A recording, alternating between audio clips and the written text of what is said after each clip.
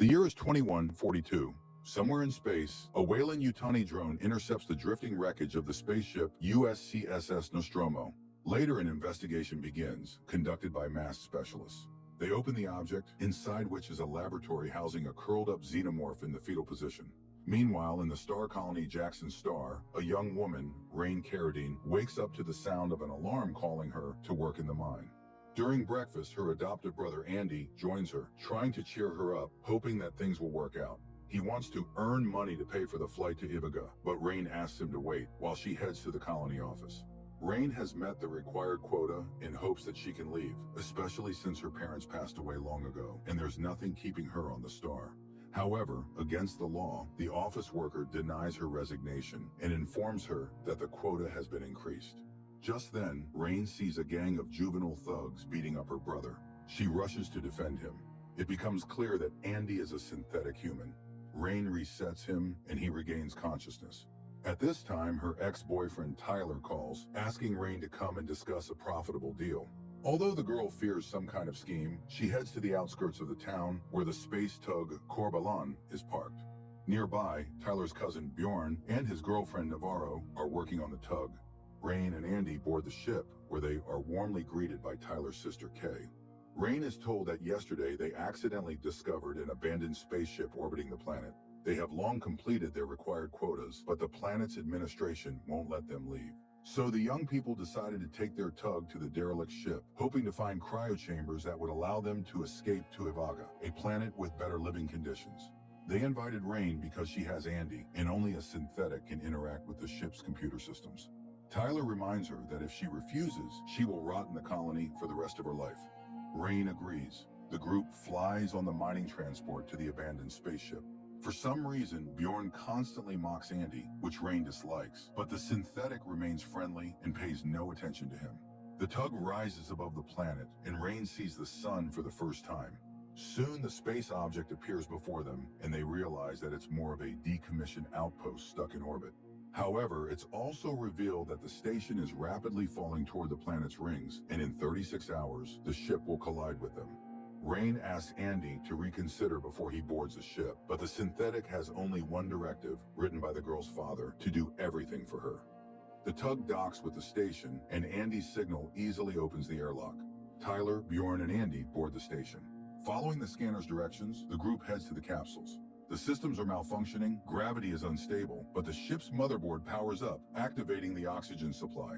Finally, Tyler reaches the capsules, where it turns out that although they are intact, there isn't enough cryofuel for the flight to Ivica. However, the guys discover that there is another cryochamber on board, which, judging by its size, should contain plenty of fuel.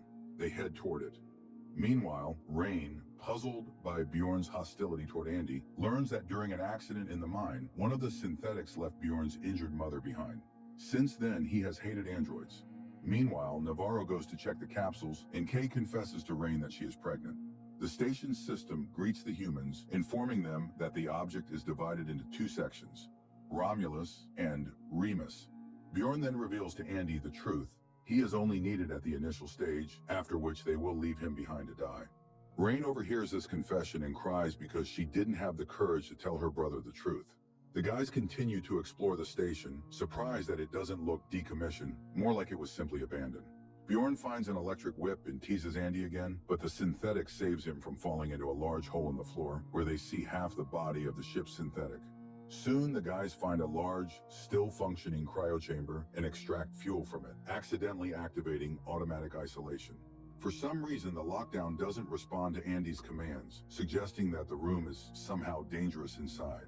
Rain and Navarro board the ship to save the men. Rain removes the chip from the damaged android to plug it into Andy's brain, hoping it will give him full control over the station. While she works, Navarro marvels at the interesting technical features. Suddenly, the synthetic grabs Rain by the hand, and only Navarro's help saves her. They find the guys and give the chip to Tyler, who installs it into Andy. The synthetic freezes as he reboots. During this time, he glimpses strange creatures seated inside the ship. Bjorn, meanwhile, also discovers strange bio-objects in a nearby, half-flooded chamber. However, he doesn't have time to figure out what they are, as he is attacked by invisible creatures in the water. Tyler tries to help his friend, but is also attacked by a facehugger. Andy reboots and saves Bjorn. The guys run, but the facehuggers easily break through the doors, and one of the creatures attaches itself to Navarro's face. Suddenly, Andy begins explaining the scientific nature of the creature's actions, surprising the others. Rain realizes that it's the chip, but Andy suddenly refuses to obey her. The chip doesn't give him full access to the station, fixing bugs in his programming, but also canceling his mission to serve Rain. To save Navarro, Andy activates the damaged android, Rook, a scientist from the station. Rook informs the group that the station's personnel were all killed by these creatures and that Navarro cannot be saved. The parasite has implanted a seed in her, which will quickly merge with her DNA, allowing the xenomorph to grow. Rook shows them one such specimen preserved in the lab and explains that humans first encountered this species 20 years ago. Only one woman survived, managing to throw the monster into the airlock. When the company learned about this, they started searching for it. They found it, believing that space had killed the xenomorph. However, it turned out that the organism was merely asleep. Rain suggests freezing the parasite's tail with cryofuel. When this works and Navarro regains consciousness, Rook warns Andy that the facehugger likely only finished its mission and advises against allowing Navarro back on the tug. Despite this, Bjorn takes Navarro into the Corbalon, leaving Andy, Tyler, and Rain behind.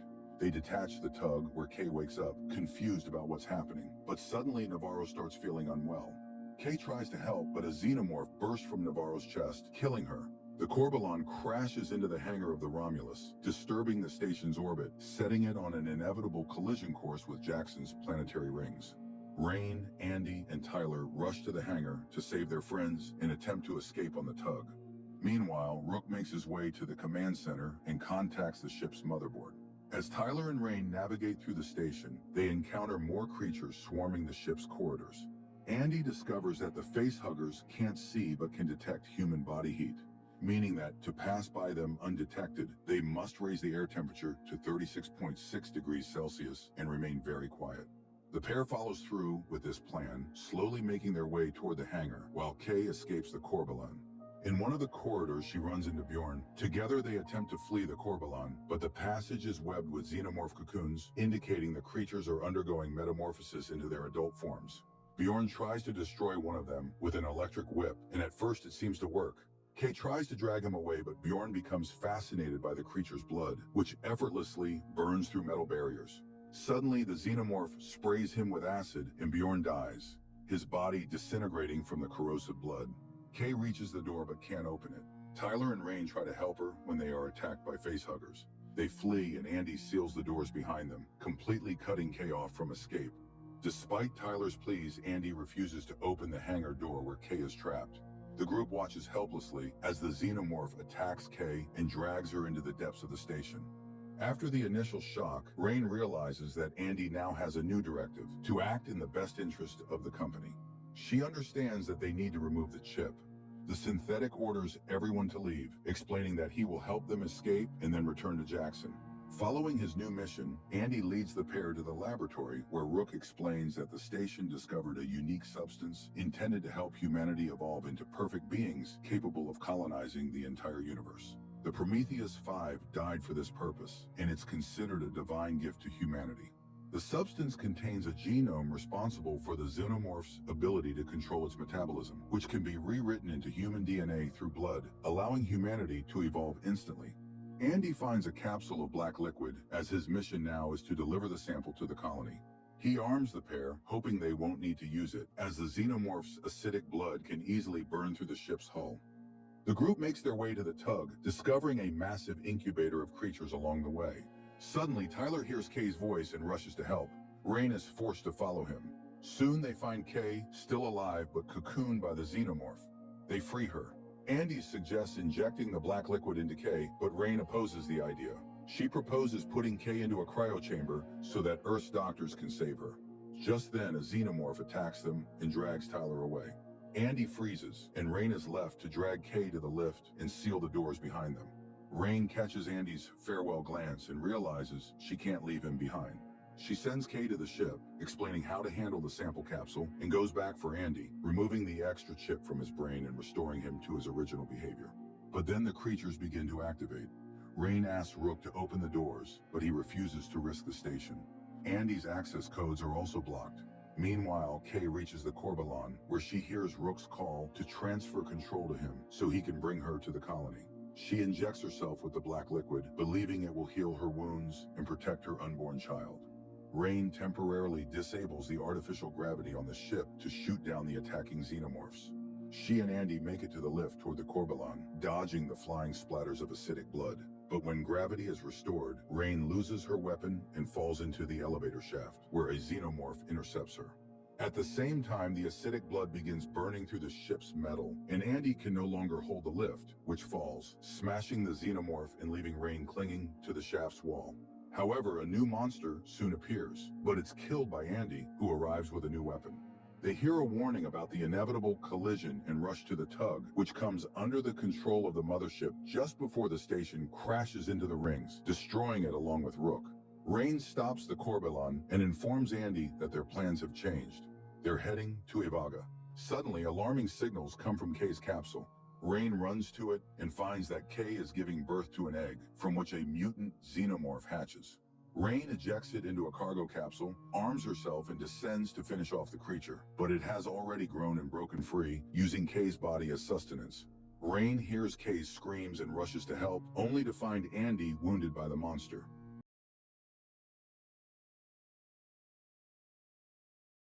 She barely manages to witness the xenomorph kill Kay and escapes into the transition chamber, putting on a spacesuit. She lures the xenomorph into the cargo hold, and as the tug lands on the surface of the ring, she ejects it into space, holding onto a cable. However, the xenomorph grabs her, almost smashing her helmet's visor. Nevertheless, Rain manages to break free and climb back aboard the ship. Later, Rain places Andy in one of the stasis chambers, and before going into cryosleep herself, contemplates their prospects upon arriving at Ivaga. The film is a worthy representative of the franchise, though not groundbreaking. Perhaps the director understood that it's better to give fans what they want rather than venture into dubious experiments. The result is a careful adaptation with solid cinematography, practical and computer effects, and 2 hours of suspense.